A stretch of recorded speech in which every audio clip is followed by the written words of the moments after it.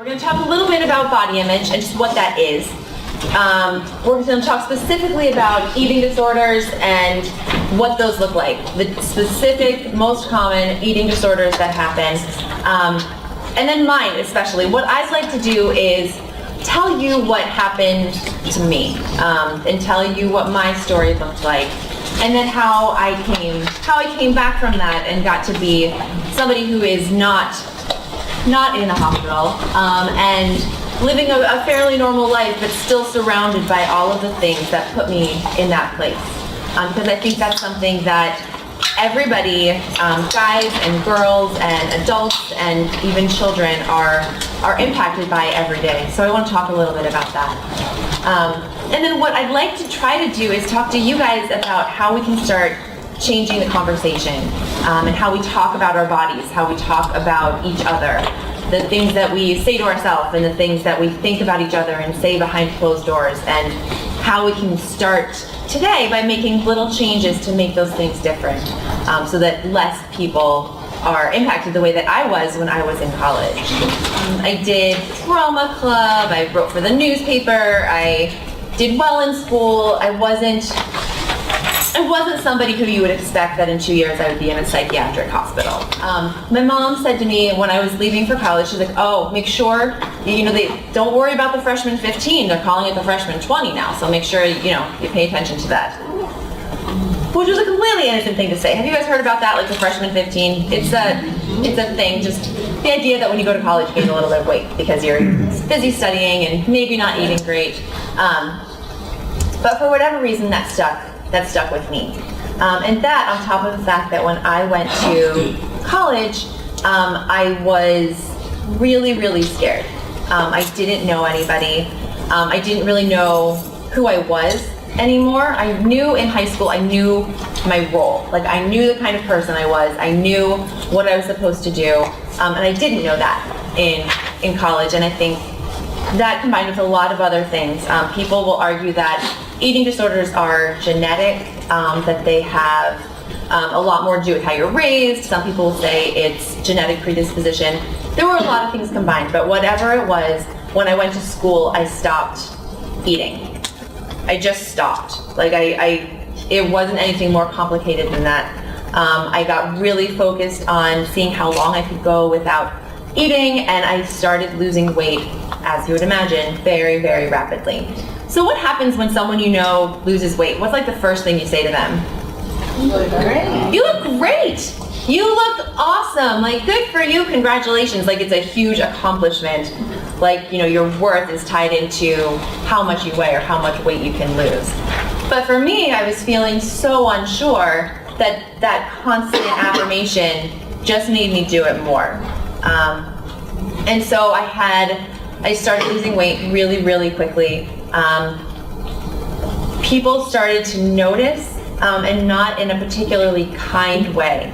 And I don't know what the reasoning was behind that. But does anybody remember Instant Messenger, AIM? Yeah. So that was up all the time, right? Like it was up all the time. And I remember one time I had gone to the gym on campus, and I came back and there was a message from somebody I didn't know. It was a screen name I didn't recognize, not one of my friends. And it said, "You look like a skeleton, you're disgusting, go home." And you know what I thought? Well, they're just jealous. Like I obviously didn't take that in. When I went home for Christmas break, I weighed just over 100 pounds. And again, people were still saying, "What's your secret? Like how are you doing this? You look awesome. Good for you." But the fact is I didn't look awesome. Losing that much weight that quickly and so drastically on such a, like I'm a tall person, was not attractive. Except I couldn't see that. One of the telltale marks of somebody with an eating disorder is that they can't see what's happening. They tend to look in the mirror, and for me, like I definitely saw I was losing weight. I saw a thin frame, but I didn't see that it was a problem. I absolutely was sure that nothing was wrong. Like I knew that I was fine. I'm a smart girl. I got a distinguished honor roll through high school. I had a 4.0 GPA. Obviously, if something was wrong, I would know. And so I was fine. Like, I'm fine. I can't tell you how many times I said, I'm fine, everybody.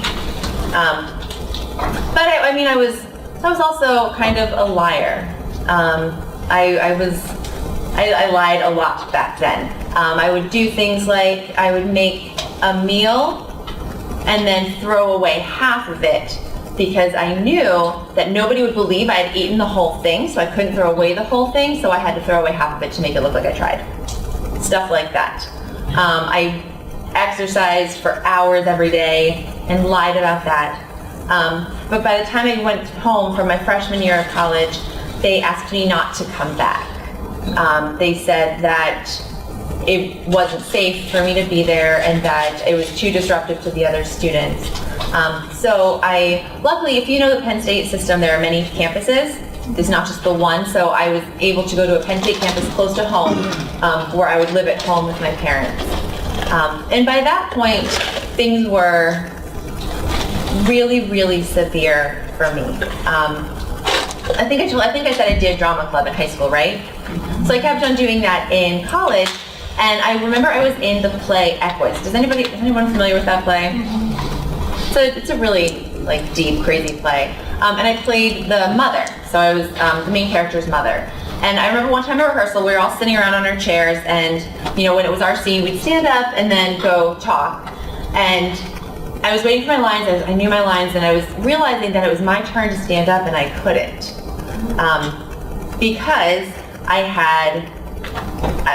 shut down. Like, physically, I had shut down. I could still process everything, but it was early November, but it was up north, and I was freezing cold. I was wearing 2 pairs of pants. I was wearing a t-shirt, a long sleeve thermal shirt, a sweatshirt, and a winter jacket, and I was too cold to move. Like, my body had stopped producing heat for myself, and so I couldn't move.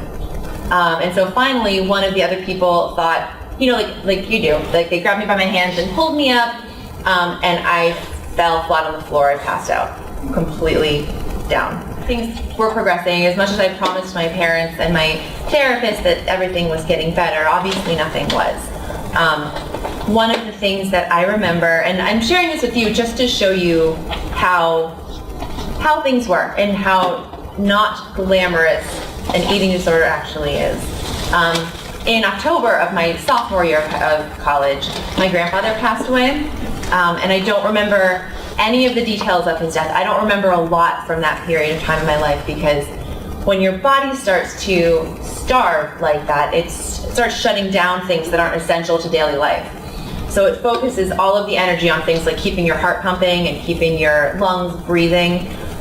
So I couldn't think clearly a lot of the times. But my grandfather passed away, and I remember this as the thing I'm probably most ashamed of in the history of my life is that at his funeral, I spent the majority of his funeral in the bathroom doing sit-ups because I was so far into my eating disorder that I wasn't with my family, I was in the bathroom.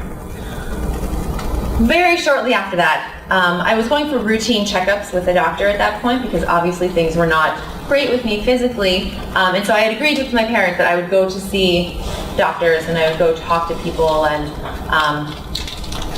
figure out what was going on, make sure I was staying healthy. And at the time that I went for a checkup, my heart began to stop. They'd gotten routine blood work done, and my potassium levels were so low that my heart was failing. And so, it was very, very lucky that I was at the doctor's office, who was in our hospital at the time. So they were able to rush me right to a room and get me hooked up to IVs and get all of the nutrients flushing back into me. But at that point, that's the point when they finally said enough is enough, and you are going to a hospital. You're going to the Belmont Center for Comprehensive Treatment, which is a psychiatric hospital just outside of Philadelphia. And then the most common one is eating disorder not otherwise specified. This is the most common and prevalent eating disorder that is being treated right now, because it's a little bit of like a mixie of everything. It's people who have tendencies toward all of them, but are not so severely so severely one or the other that it can be easily diagnosed.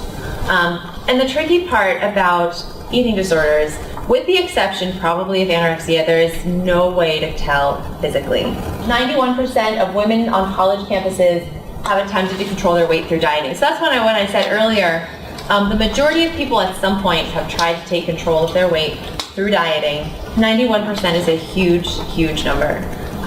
And the eating disorders have been on the rise for the past 2 decades, and they're continuing to rise even now. All right, well, thank you guys so much. You guys have been really awesome.